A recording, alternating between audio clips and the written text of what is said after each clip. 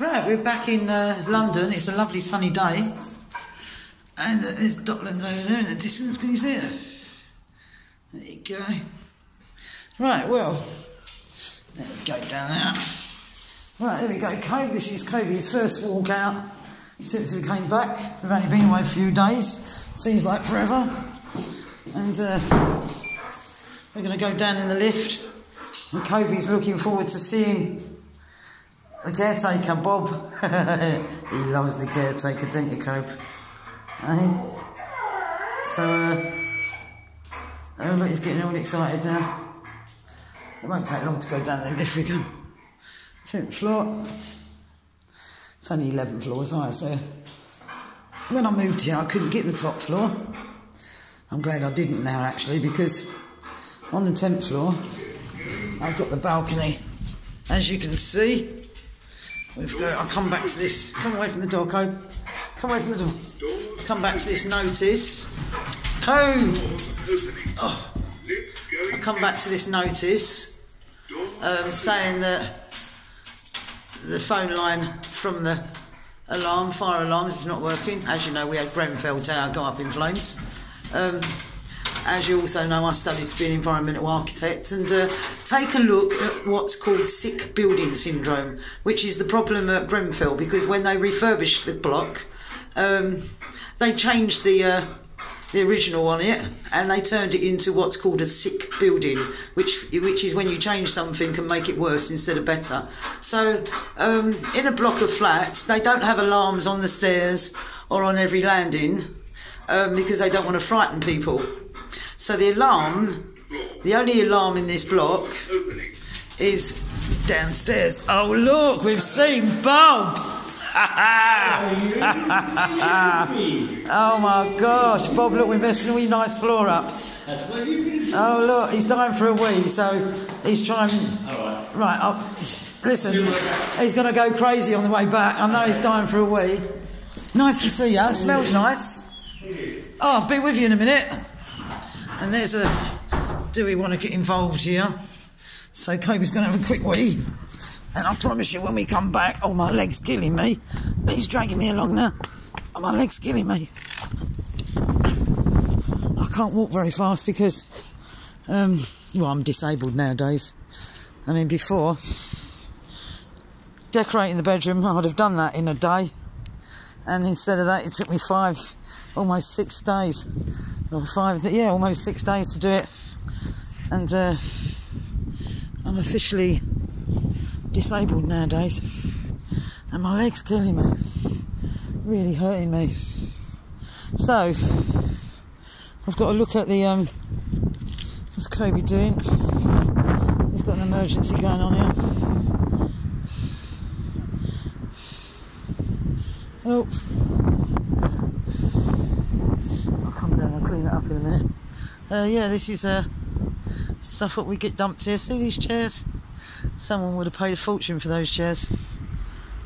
One of the legs are broken, but someone would have paid a fortune for those chairs. Oh! Right, this is where we go back, and he'll go and say hello to... Oh, what's that down there? Unicorns, I can see unicorns. Oh, there's my old van that I've got to sort out. Oh, I can't walk. There's the car there, and someone's dumped a load of rubbish there. I've got to get in the van this afternoon and sort the van out. There's hello to everyone at the shops. Oh, Cove. Right, let's go to the shop quick. Oh, I can hardly walk. Oh, Cove, please don't pull me. Oh, my leg's in pain. Cove. Cove. Oh. Right, let's try and get across this road. Looks like there's loads of building works going on here. Cove, don't pull me. Come on. Cove!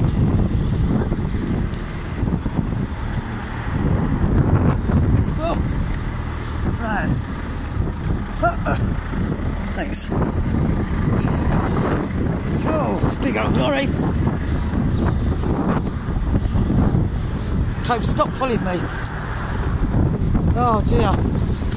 He's all excited to get back here. Come and leave that. I don't know what that was, someone's lunch. Right, we're going to see my lovely shopkeeper, my local shops. I like to keep to the local shops. This is a nice Turkish bloke. And they're lovely, they are, because if you didn't have enough money, then they'd let you come back and pay for it tomorrow or next week. Come here. Oh. Morning! I ain't seen you for ages. Yes. Been decorating bedrooms, I have. Princess wallpaper. You'll have to look up on YouTube. Yes, which one? YouTube, I'll write it down for you. It's Cobie MP. Single? Singles, please. Yeah, please. Sit, Cope. Sit. Sit. Right, let's get some money. 4. 4, please. How much for? 240. There you go.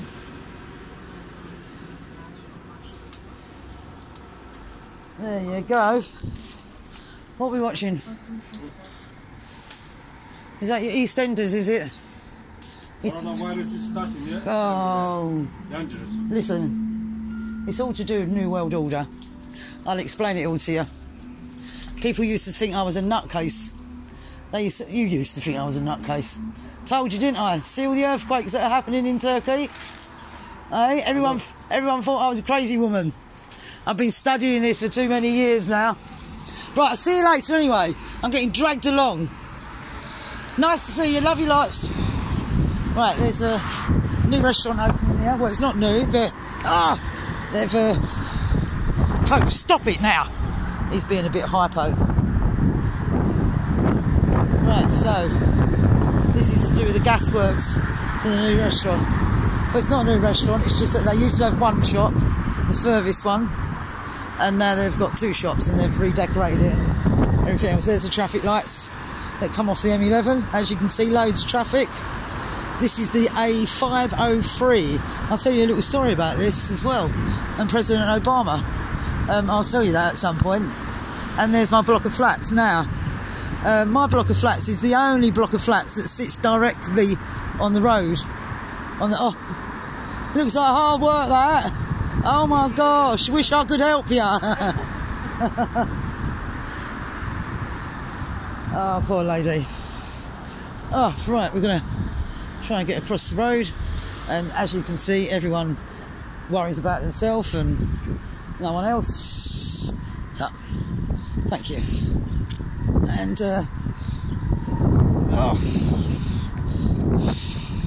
morning. Right, Cobie can't wait to get back to see Bob. Right, that was it. You needed a wee and a poo. Yes, how are you? Oh. How you been? I missed you. Yes, I am. We're getting quite a few views on YouTube nowadays. Yes. From around the world. Oh, wasn't here. And then what you got? I'm going to let go of him for a minute. Oh, I've busted my leg up, Bob. What? I've busted my leg. Here, look, what do you think of this? Oh, yeah. I'll put these in your pocket for you. Oh, right. Yeah, what do you think of this? The fact that we've got no fire alarm system in this block. Hello, no way. How disgusting is that? What, in your block? Yeah. I'm putting it on YouTube now. In the red one. I'm coming down there. Because if the fire alarm goes off, this is the area that it goes off at. Yeah, so I was talking about yesterday, that anything higher than, say, first or second floor, you can't hear it. Well, you won't hear it anyway. You don't hear it anyway. You only hear it when you walk in the block. So that means that we are now left without any fire system at all. And yet we've got, on certain landings, you've got 3-piece suites sitting on. Oh, yeah. So why haven't they moved that? I don't know, I don't think the bloke on, Who do I have to contact You have to get in touch with the doctor. What did I ring up Kevin for you today and ask him to come down and see if he can pick it up? but it's a 9th floor. Yeah. And there's one on there, but it's Rogers. Yeah, I know it's been there for weeks. Yeah, Rogers. I know that he's asked. I know he's asked them to. Well, he can't, can he? He had a bad accident. He can't do it. He's got bloody forceps and God knows what else. But I know that he's asked them loads and loads of times. Yeah, yes. What did I ring up Kevin this afternoon? Right, it's got to go because this is all going now. Yeah. I'm going live with all of this. I'm coming down in a little while. And you say,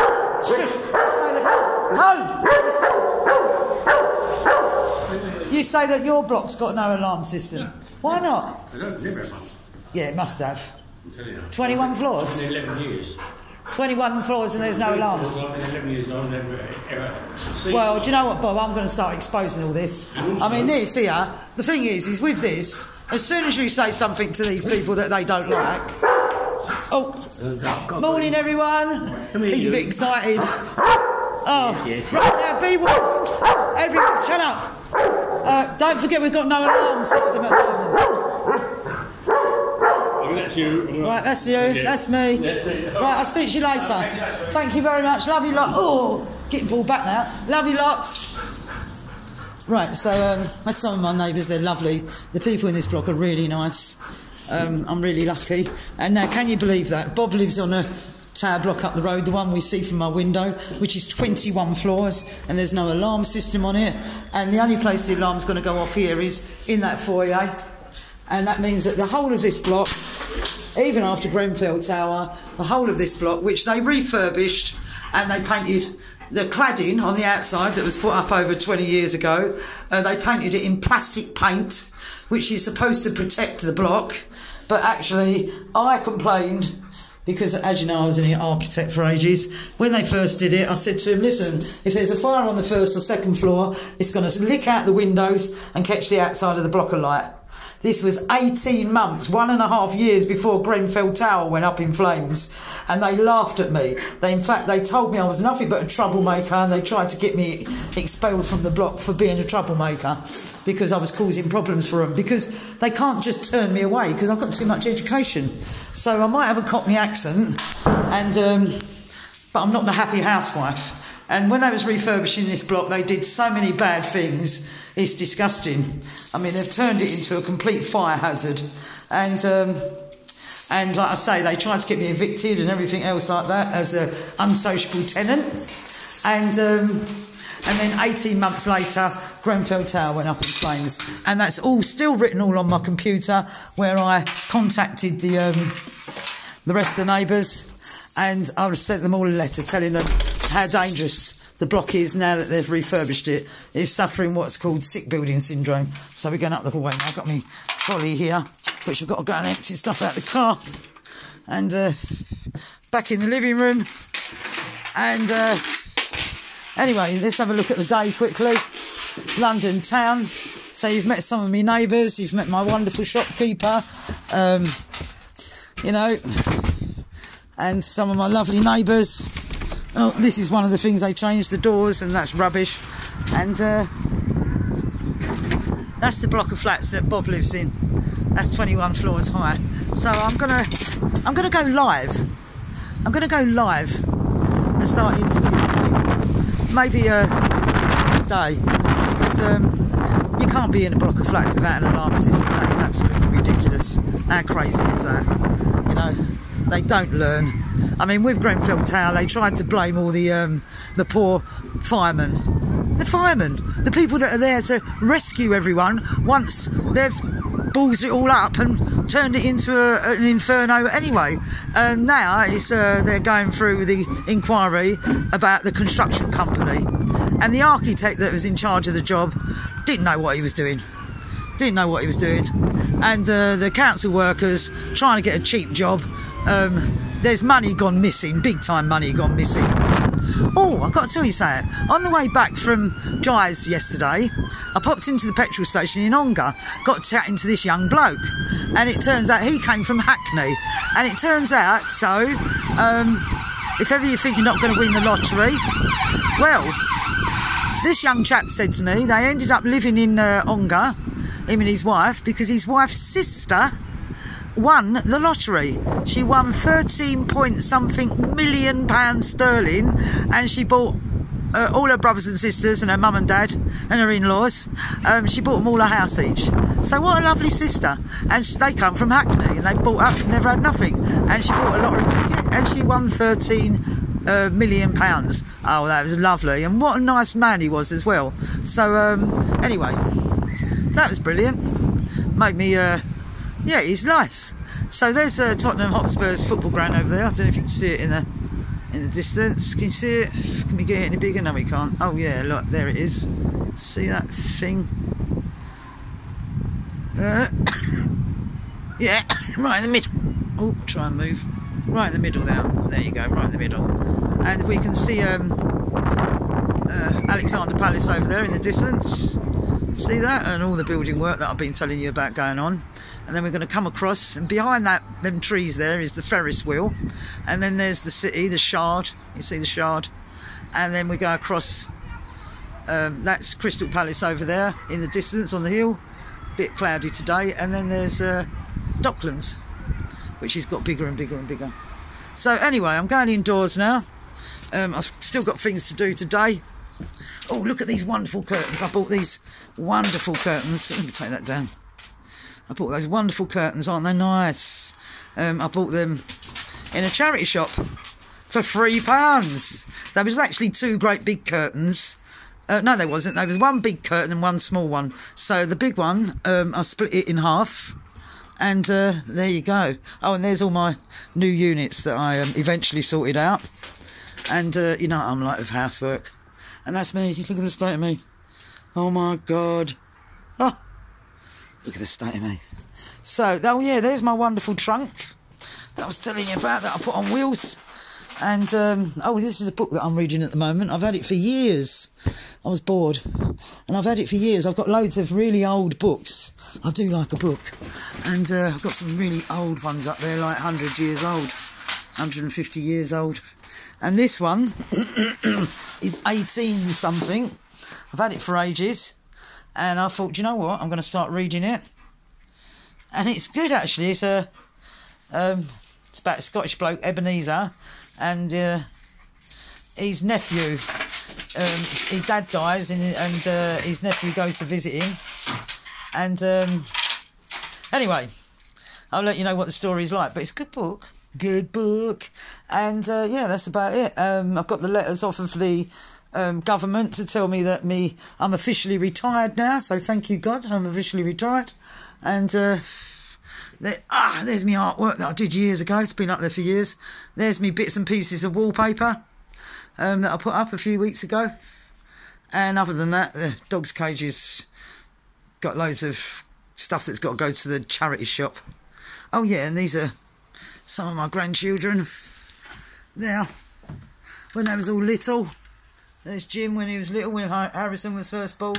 There's Millie, the one singing when she was little. There she is again. There's her sister, Madison, when she was little. There's my eldest son, Lee, with Millie and Madison and Jess, his son. And there we are at fishing. And there, that's that one at the top is, I think it's about my 56th birthday. Some of the family there. Can you see it? I don't know if you can see it.